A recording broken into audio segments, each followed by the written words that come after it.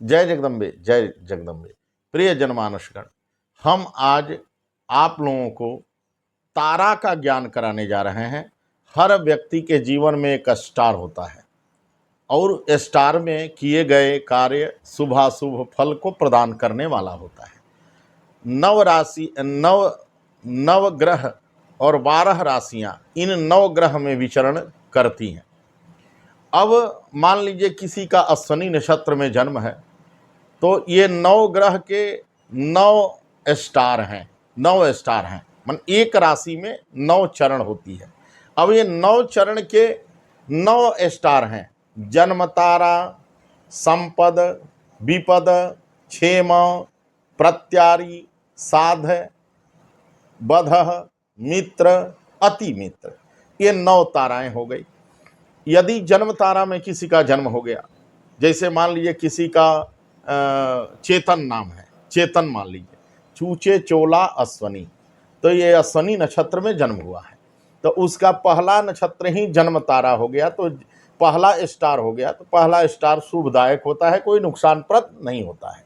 दूसरा जन्म तारा संपद, दूसरा जो तारा है वो संपत्ति को देने वाली है।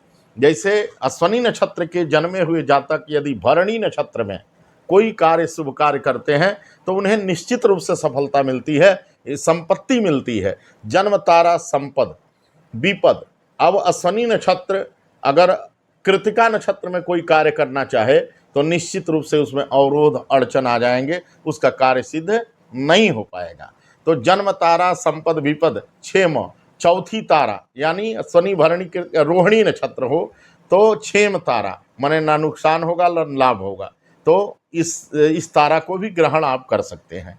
प्रत्यारी, पांचवा जो तारा है वो प्रत्यारी है, माने प्रत्यह अरि, माने कोई न कोई अपोजिट आपके सामने आपके कार्य में उस दिन रहेगा, अपोजिट स्थिति रहेगी। इसलिए 5वें तारा में भी कार्य, शुभ कार्य या कोई नव निर्माण या अच्छे कार्य को नहीं करना चाहिए। अब आ गया 6वां तारा, तो प्रत्यारी साधको वध, साध्य तारा यानी 6वां तारा यानी अश्वनी भरणी कृतिका रोहिणी मृगशिरा आर्द्रा, यानी अश्वनी नक्षत्र के जन्मे जातक का आर्द्रा नक्षत्र यदि हो जाए तो साध्य तारा होती है। इसमें आप कोई भी शुभ कार्य करेंगे अवश्य लाभ मिलेगा। अब 7वीं तारा बध, बध माने बध माने जानते ही हैं रुकावट, यानी बद्ध होना, यानी वह कार्य मृत के समान हो जाता है। तो 7वीं तारा में अश्वनी नक्षत्र के जातक को कार्य नहीं करना चाहिए। अब अश्वनी नक्षत्र के बाद 8वीं तारा मित्र और 9वीं तारा अति मित्र, यानी अश्वनी नक्षत्र के जातक की 8वीं और 9वीं ये दोनों ताराएं शुभदायक होती हैं, सिद्धिदायक होती हैं। इसी प्रकार से किसी और भी जातक का जन्म नक्षत्र आप जान लीजिए, मान लीजिए किसी का रोहिणी नक्षत्र में जन्म हुआ है, मान लीजिए वीरेंद्र राशि नाम है, तो ओबा विभु च रोहिणी, तो उसकी पहली तारा ही शुभदायक हो जाएगी, दूसरी तारा संपत्ति को देने वाली होगी और तीसरी तारा विपद को देने वाली है और चौथी तारा क्षेम को देने वाली है।